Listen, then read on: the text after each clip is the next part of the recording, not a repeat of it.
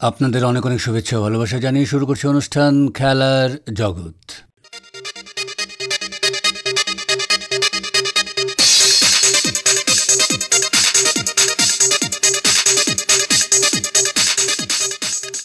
অদম্য মনোবল আর ইচ্ছাশক্তির উপর ভর করে মানুষ অনেক অসাধ্য সাধন করেছে এবং করে চলেছে। বিশ্বের সঙ্গে পাল্লা দিয়ে ভারতে রয়েছে তার ভুরি ভুরি নজির। পিছিয়ে নেই বরাক উপত্যকার মানুষও। তেমনি এক বিস্ময় বালক শিলচরের বিপ্রজিৎ দেব। ইতিমধ্যেই তার নামের প্রতি সুবিচার করে একের পর এক সাফল্য অর্জন করেছে সে। তার একটি হাত না থাকা সত্ত্বেও শারীরিকভাবে সম্পূর্ণ সক্ষমদের সঙ্গে সমান তালে পাল্লা দিয়ে বিপ্রজিৎ ইতিমধ্যেই টেবিল টেনিসে তার প্রতিভার স্বাক্ষর রেখেছে বিভিন্ন বয়সভিত্তিক প্রতিযোগিতায়। তার একাগ্রতা ও অধ্যবসায়ের কাছে হার মেনেছে সকল প্রতিবন্ধকতা। চলুন এখন বিপ্রজিৎ দেবের নিজের মুখ থেকেই শুনে নেওয়া যাক তার এই অনন্য অসামান্য লড়াইয়ের কাহিনী। नमस्ते दोस्तों, मैं विप्रोजित देव हूँ। मैं एक पैरा टेबल टेनिस खिलाड़ी हूँ और फिलहाल केंद्रीय विद्यालय तारापुर सिलचर में कक्षा 7वीं में पढ़ता हूँ। मेरे लिए पढ़ाई और खेल दोनों बहुत ज़रूरी है और मैं इन्हें संतुलन में रखने की पूरी कोशिश करता हूँ। मेरा स्कूल 7:30 से दोपहर 2:30 बजे तक होता है। मैं सुबह 5:30 से 7 तक खुद से ही पढ़ाई करता हूँ।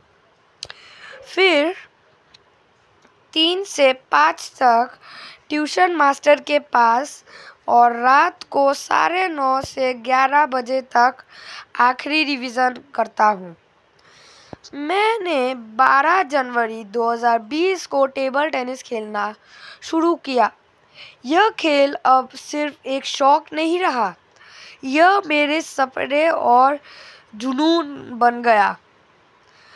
मैं हर शाम 5 से 9 बजे तक अपनी कोच पार्थ देव और सुभाषिष चक्रवर्ती की देखरेख से अभ्यास करता हूँ। अब तक मुझे कई बड़े और छोटे टूर्नामेंट में खेलने का मौका मिला है। 2023-24 सीजन में मैंने सिलचर, गुवाहाटी, नॉर्थ लखीमपुर, गोलाघाट, डिब्रूगढ़, तेजपुर और नौगांव में मैच खेला है। राष्ट्रीय स्तर पर इंदौर, बड़ौदा और सिकंदराबाद में अपनी श्रीत का प्रतिनिधित्व किया। मुझे अहमदाबाद, गुजरात में भारतीय खेल प्राधिकरण का साथ प्रैक्टिस करने की भी मौका मिला, जो मेरे लिए एक बहुत ही खास अनुभव था। अब कुछ खास उपलब्धियां। Table tennis national ranking championship में मैंने क्वार्टर फाइनल तक पहुंचकर टॉप 8 रैंकिंग हासिल की। 2023 में इसी चैंपियनशिप में प्री क्वार्टर खेलने तक गया और टॉप 16 में था। केवीएस रीजनल स्पोर्ट्स मीट 2024 में शिलोंग, मिजोरम, अगरतला, बराक घाटी मैंने पहली पोजीशन पाई। इंटर डिस्ट्रिक्ट सेट चैंपियनशिप 2023 में मुझे तीसरी स्थान मिली। मेरा पहला राज्य स्तर का मेडल है। दिव्यांग विंटर फीस्ट में मैंने 2023 में पहली बार हासिल लिया और फिर 2024-25 में लगातार पहला स्थान पर रहा। KR memorial table tennis tournament 2023-24 में मुझे अंडर 11 और अंडर 13 का बेस्ट प्लेयर चुना गया। 2023-24 में अंडर 13 चैंपियन बना। टाउन क्लब चैंपियनशिप 2023 से 2024 में अंडर 11 चैंपियन और 2023-24 में अंडर 13 रनर अप रहा और हाल ही यूनाइटेड क्लब चैंपियनशिप 2024 में अंडर 15 रनर अप बना। हर एक मैच और प्रैक्टिस से मैं कुछ नया सीखता हूँ और अपने सपने को और करीब पहुँचता हूँ। मुझे भरोसा है कि मेहनत, अनुशासन और आत्मविश्वास से हम कोई भी सपना पूरा कर सकते हैं।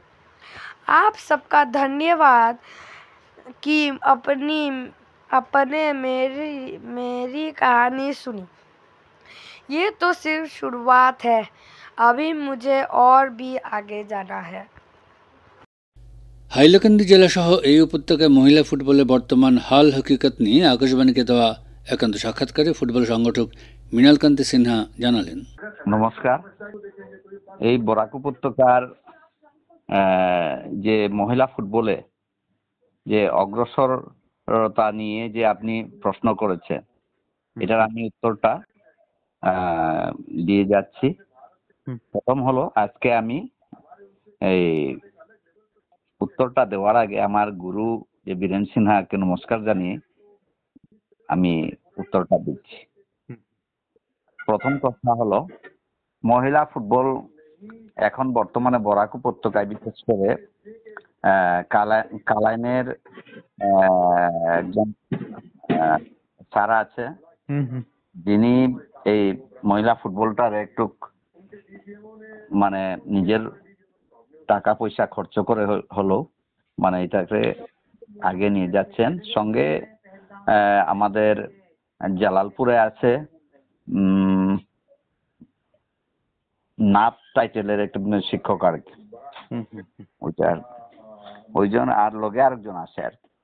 কিন্তু কথা হলো, এখনো কিন্তু খেলা হলো, কিন্তু মানে অ্যাকচুয়াল কোচ নিয়ে একটা কোচ দরকার আছে। কারণ কোচ নিয়েই প্রশিক্ষণ দিলেই বেসিক আছে খেলার মধ্যে। এই বেসিক গুলা না জানিয়ে শুধু যে বল শুটিং করলে যে সাকসেস হবে এমন কথা না। আর একটা কথা হলো, যেমন আগের আমি সাক্ষাৎকারও বলেছি, আপার আসাম সাইডের বা ওই সাইডের মেয়েগুলো, বিশেষ করে কার্বি আংলং বা কোকরাঝার ওই সাইডের মেয়েগুলো হাইট বেশি থাকে, তার মধ্যে প্রশিক্ষণের দিকটাও খুব ভালো। কারণটা হলো, ওখানে কোকরাঝারে তোমার সাই আছে, স্পোর্টস অথরিটি অফ ইন্ডিয়ার প্রশিক্ষণ শিবির আছে ওইখানে। তো ওই ক্ষেত্রে ওরা একটু এগিয়ে আছে। আমরা বরাক উপত্যকার সেই ধরনের কোনো প্ল্যাটফর্ম নাই, এই কারণে আমাদের মেয়েরা একটু পিছিয়ে থাকে। আমার প্রশিক্ষণে হাইলাকান্দি জেলাতে যেমন পুষ্পা সাহু ফুটসাল গেমে 2 বার ভারতের হয়ে খেলেছে, আর অপ্রিয়া সিংহ বলে একটা মেয়ে, ও ইন্ডিয়া খেলেছে, নেপালে খেলেছে। কথা হলো, এই ফুটসালটা দুজনই হাইলাকান্দির। হ্যাঁ, দুজনে হাইলাকান্দির। এই ফুটসালটা খেলার পিছনে আবার রবীন্দ্র সিংহ বলে আমার একটা কোচ আছে, লালা, ওনার বিশেষ ভূমিকা আছে। তো কিন্তু অ্যাকচুয়াল আমি এদেরকে, বিশেষ করে হাইলাকান্দি জেলার যত ফুটবল আছে, আমার প্রশিক্ষণেই ওরা মানে এগিয়ে যাচ্ছিল। কিন্তু কথাক্রমে আমি একটু এখন মহিলা ফুটবলটা একটু ছেড়ে দিয়েছি। কিছু আমার মনের দুঃখ লেগেছিল, ওই জন্য আমি একটু ছেড়ে দিয়েছি। কিন্তু এখন আমি দেখতেছি যেটা আপগ্রেড হওয়ার কথা ছিল সেটা একটু ডাউনের পথে যাচ্ছে। কারণটা হলো, আমি শুধু মহিলা নয়, ছেলেদের ক্ষেত্রে বলছি আমি। যেমন আমার বর্তমানে আমার এই শিলচর সুপার ডিভিশনে বা ফার্স্ট ডিভিশন আছে, বা ছেলেদের মধ্যে থার্ড ডিভিশন আছে, সেকেন্ড ডিভিশন আছে, এইগুলাতে আমার প্রচুর ছেলে খেলে। আমি এখন ফোকাসটা আমি ছেলেদের উপর বেশি করছি, ওইটাই আর কি। তো হাইলাকান্দিতে মেয়েদের যারা বেরিয়ে এসেছে, তারা কি নিয়মিত প্রশিক্ষণ নিচ্ছে বা নিয়মিত প্রতিযোগিতায় অংশ নিচ্ছে তারা? আমি পুষ্পা সাহুর কথা বলতে পারছি না, ওর সঙ্গে আমার যোগাযোগ নেই। অপ্রিয়া সিংহ বর্তমানে ও মানে রেফারি পরীক্ষাটা দিয়েছে, পাস করেছে। হুম হুম তো উনি, আমার মনে হয় ও রেফারির দিকেই চলে যাবে এরকম আর কি। আর কিছু মেয়ে যেমন মেনকা বৈষ্ণব আর নেহা গুরুং, যেটা 5বার ন্যাশনাল খেলেছে, আর নেহা গুরুং 3বার ন্যাশনাল খেলেছে আসামের হয়ে। তো নেহা গুরুং বর্তমানে আসাম ফুটবল একাডেমিতে আছে। মেনকা আমার মনে হয় বেঙ্গালুরু গিয়েছে কোনো কাজে। হুম হুম আর আরো আছে সুস্মিতা মালাকার, খুব ভালো ফুটবল ছিল, কিন্তু ও ছেড়ে দিয়েছে খেলাটা, ও মানে ম্যাট্রিক দেবে বা এরকম পড়ার দিকে আর কি। হুম আর একটা কারণ হচ্ছে এখনের শিক্ষা ব্যবস্থায় সেরকম মানে কিছু ফাঁকটা পেয়ে খেলার সময়টা পাওয়া একটু কঠিন হয়ে গিয়েছে। হুম একটা কারণও মানে অনেক গার্জিয়ানরা মেয়েদেরকে দিতে চাইছে না। হুম হুম সেক্ষেত্রে আবার গার্জিয়ানরা এগিয়ে আসছে, এইটাই আর কি। হুম হুম। তো হাইলাকান্দি জেলায় কোনো প্রশিক্ষণ শিবির ইতিপূর্বে কি অনুষ্ঠিত হয়েছে বা আগামীতে প্রশিক্ষণ মেয়েদের খেলার কোনো প্রশিক্ষণের চিন্তাধারা রয়েছে কি, এ ব্যাপারে যদি বলেন? তা আমার চিন্তাধারা হলো, বর্তমানে ইন্দ্রজিৎ সিনহা কিছু কাজ করে যাচ্ছেন, কিন্তু উনিও আমার মনে হয়, আমার সঙ্গে ওর যোগাযোগ নেই, কিন্তু হুম আমি এমনি সংবাদপত্রে বা আমার কিছু ছেলে মেয়ে আছে ওদেরকে জিজ্ঞেস করি, তো এখন একটু কমিয়ে দিয়েছে, হুম হুম দিচ্ছে।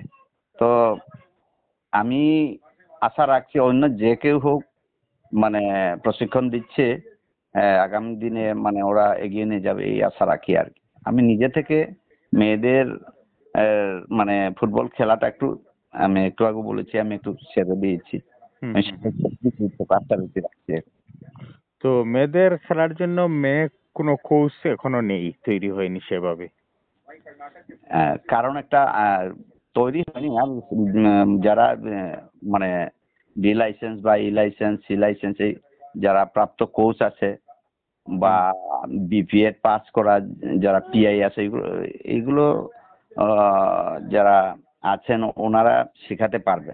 হুম হুম হুম। কিন্তু মেয়েদের প্রশিক্ষণ দেওয়া বহুত টাফ জিনিস, ও বহুত টাফ। কারণ একটা ছেলেটাকে শেখাতে বেশি সময় লাগে না, কিন্তু মেয়েদের ক্ষেত্রে অনেক সময় লাগে, কারণ মেয়েদের হাত পা বা এগুলো কোমল থাকে।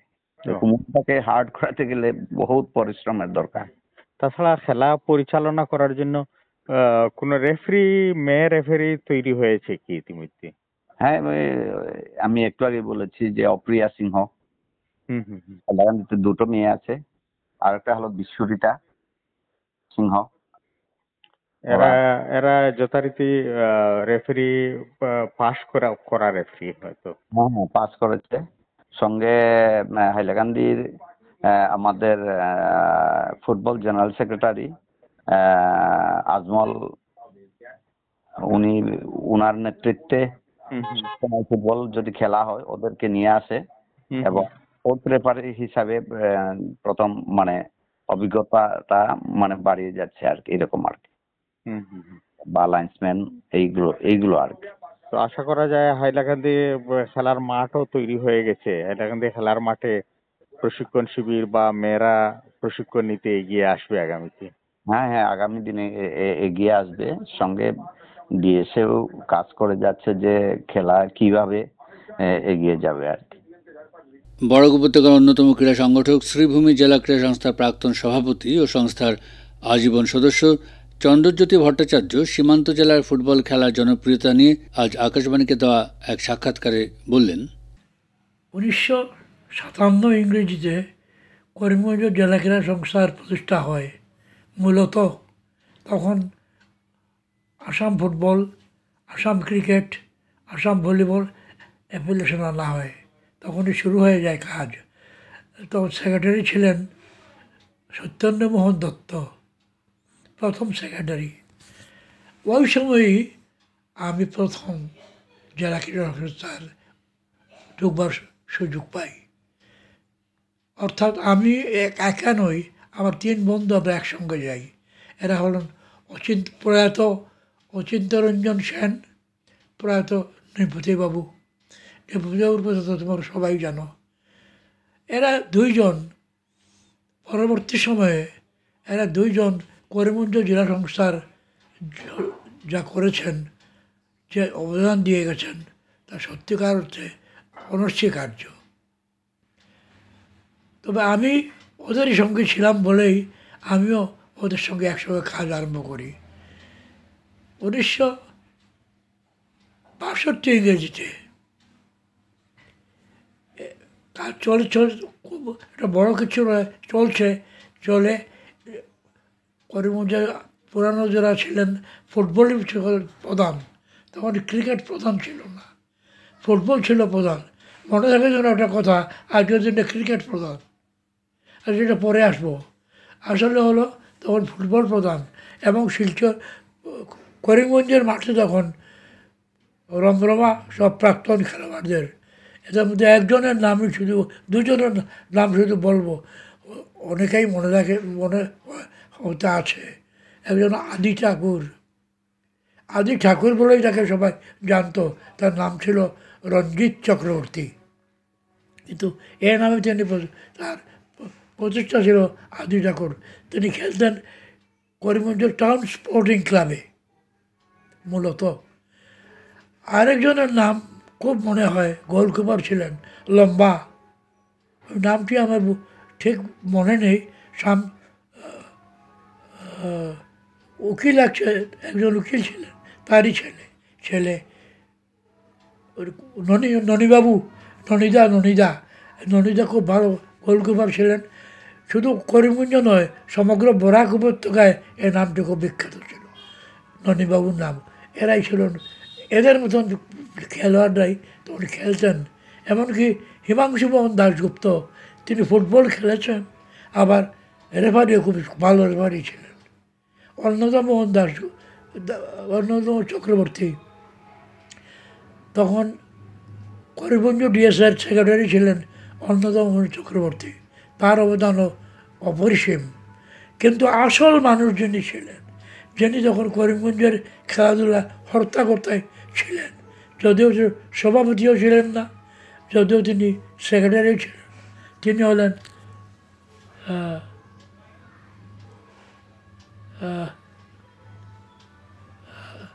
নামটা তো ভুলে যাই, কোষাধ্যক্ষ ছিলেন তিনি যখন, তিনি পরে বলবো নামটা, আসলে যখন বলবো।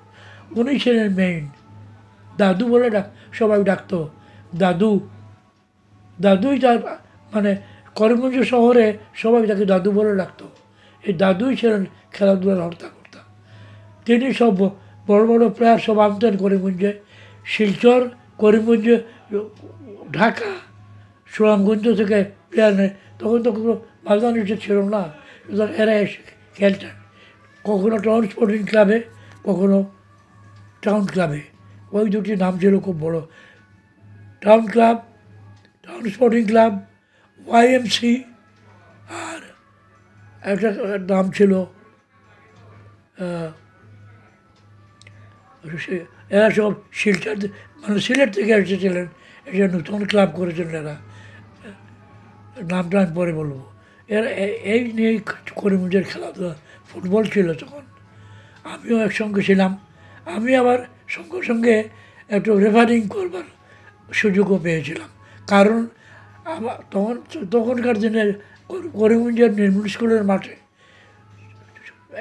এক ধরনের খেলা হতো, মানে নানান ধরনের ছোটোদের খেলা।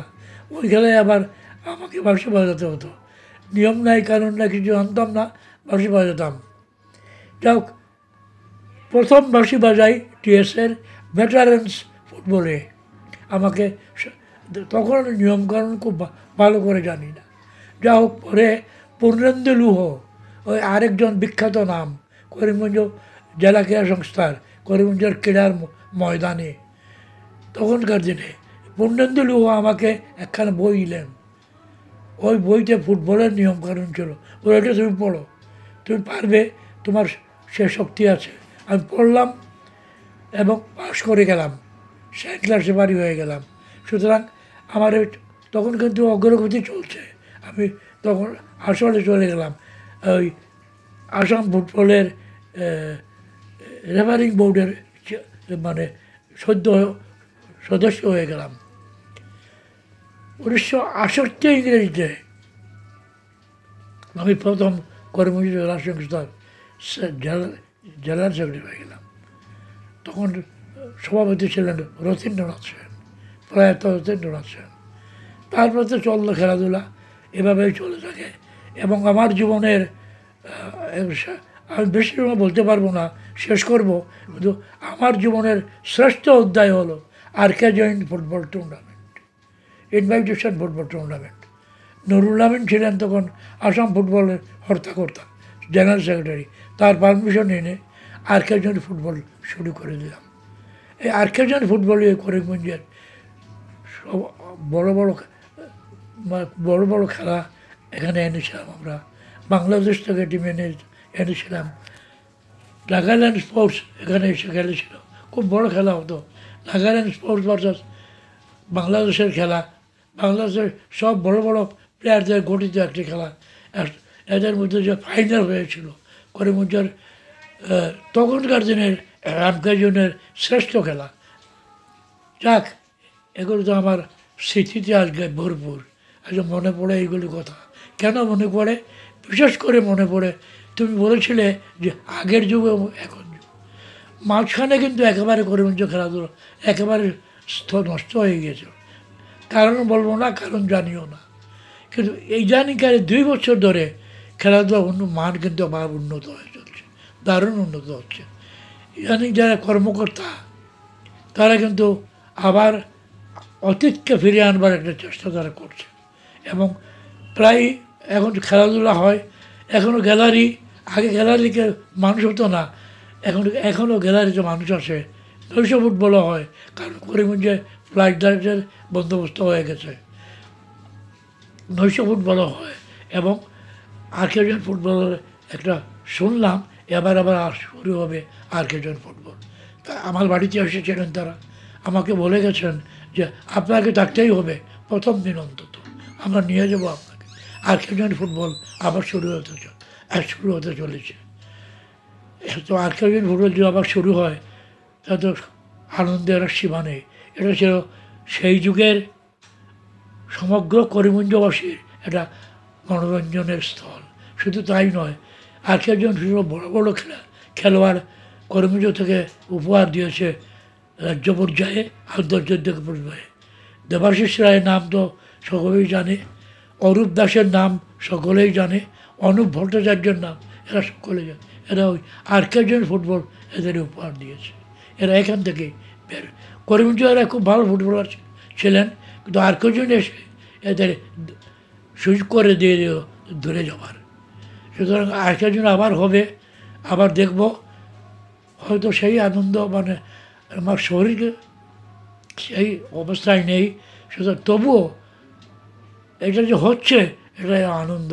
মরবার আগে দেখে গেলাম করিমগঞ্জের অতীত আবার ফিরে আসছে, এটাই আমার কাছে সবচাইতে বড় আনন্দ।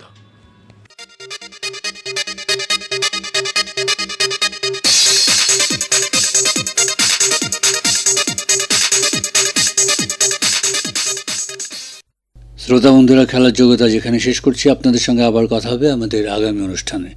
আপনারা ভালো থাকবেন এবং অবশ্যই সুস্থ থাকবেন। এবারে বিদায় নেব, তবে তার আগে জানিয়ে দেব সাক্ষাৎকার গ্রহণ ও উপস্থাপনায় ছিলাম অনির্বাণ জ্যোতিগুপ্ত। এছাড়াও সাক্ষাৎকার নিয়েছেন জসীমউদ্দিন লস্কর ও নবেন্দু দাস। অনুষ্ঠান সম্পাদনায় ছিলেন কৃষ্ণেন্দু ভট্টাচার্য এবং প্রযোজনা হিতব্রত ভট্টাচার্য।